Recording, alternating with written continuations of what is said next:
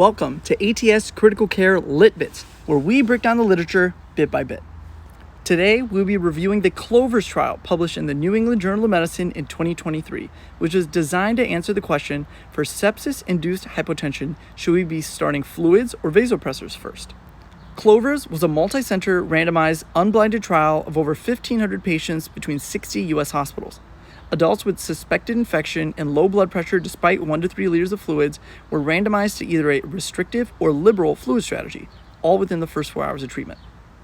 Why study this?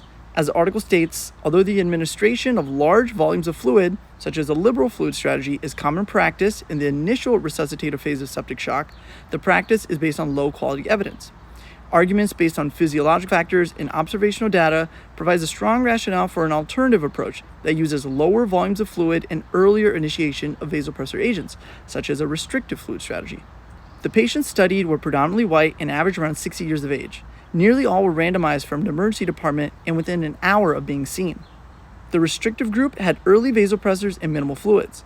The liberal group had more fluids first and vasopressors later if needed. This figure shows us that the restrictive group got a median of 1.3 liters of fluid in the first 24 hours, while the liberal group had around 3.4 liters.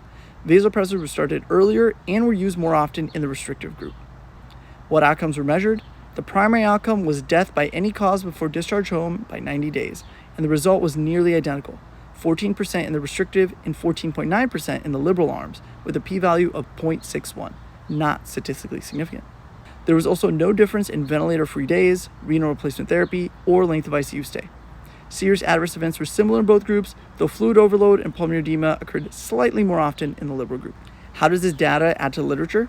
Well, previous RCTs in resource-limited settings showed that restrictive fluid approaches yielded better outcomes than liberal approaches, but how generalizable this data was to resource-intensive settings is unclear.